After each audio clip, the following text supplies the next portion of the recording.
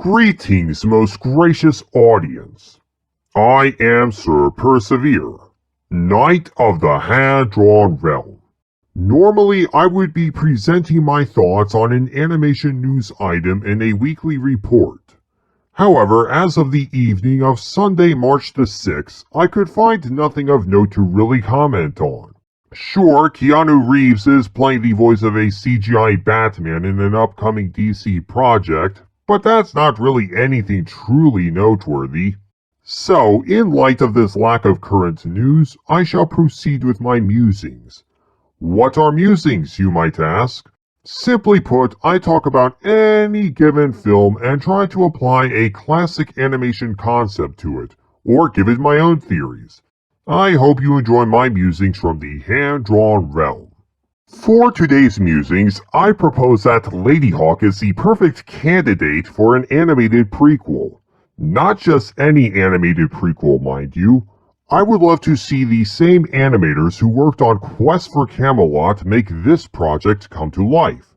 While this film would have the aesthetic of Quest for Camelot, it would have the more grounded view of the Hunchback of Notre Dame, minus the talking gargoyles. I have seen Ladyhawke plenty of times in my childhood. At the time, it was one of my top 5 favorite films. It remains as one of my top-ranked favorites even now. I love the story of Captain Navarre and Lady Isabeau, and Philippe the Mouse brings in hilarious commentary to the plight he finds himself in. There is plenty from that story to adapt into the animated prequel I propose. Imperius the Monk is the person who sheds the most light on what happened before Ladyhawke took place when he has his fireside chat with Philippe. As captain of the guard, Navarre had entered into courtship with Isabeau. At the same time, the Bishop of Aquila had entered into a forbidden romance with our lovely lady. This bishop had sent letters to Isabeau, but they returned unopened. Isabeau and Navarre declare their love to Imperius, who foolishly betrayed them to the bishop. This all culminates in the bishop chasing down the two lovers before casting the spell that you see in Ladyhawke. What would my animated prequel entail? Taking those basic elements outlined by Imperius and faithfully adapting them as his classic Disney-esque animated thriller. In addition to these details, you must remember that in Ladyhawke, Navarre has been replaced by a new and more ruthless captain of the guard. We could see the intrigue and rivalry between Navarre and his eventual replacement. We could even see Navarre's replacement conspire with the bishop to gain favors. We could even throw in a tournament or two just to add a little excitement to our tragic prequel. As another detail, Isabeau's hair would be long in the prequel. But Sir Persevere, you might say, Isabeau's hair is short in Ladyhawke.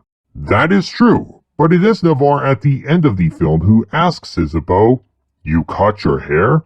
So we could see in the prequel what Navarre meant by asking that question at the end of Ladyhawke. Naturally, we would see the romance bloom between Navarre and Isabeau before they get chased away by the jealous bishop. As an extra bonus, at the end of the animated Ladyhawke prequel, you could get Philippe being thrown into the dungeons of Aquila for being a petty thief. Why do I propose that the prequel to Ladyhawke be animated after this fashion? Simply put, the live-action actors have already aged considerably, and sadly, Rutger Hauer has passed on. Oh sure, you could use hyper-realistic CGI, but I disavow this kind of necromancy. Besides, in a story set in medieval times, using classic animation just seems to fit the bill. The original Disney company did pave the way for that colorful depiction of the Dark Ages after all, and I argue that using classic animation, if done right, gives the film a timeless quality. Who would be the voice actors of the characters? As many of the original actors that could be recruited, provided that they still have the chops for doing their own voices. Of course, even as I say all this in my musings, I understand that Hollywood just isn't up to the task. They're too woke and too dependent on CGI. The people making this film would just throw in diversity characters and even race swap some of the original characters. Not to mention they would probably do some Pixar wannabe crap. So, until Hollywood pulls its head out of its hubris, I just simply don't trust them with this kind of undertaking. This is the end of my musings for this video. I hope you enjoyed this take on a proposed Ladyhawke animated prequel. If you did, be sure to hit the like button, share this video, and subscribe to this channel. Also, be sure to check out Force of Light Entertainment. I have been listening to their channel lately, and I am glad to have encountered these two ladies who appear to embody the virtues that the majority of society is sorely lacking. Until next time, my friends, go forth, be gracious to everyone, and may God bless you. Greetings, my friends. This is Sir Persevere from the Hand-Drawn Realm. If you would like to learn more about the universe from whence I hail, then feel free to check out our Locals account.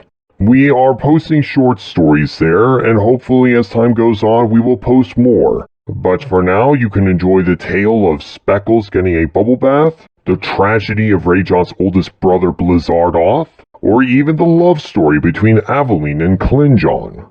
All these posts at the moment are available for viewing for free, but if you choose to contribute in any financial way whatsoever, we will shout you out in the videos in some way or another.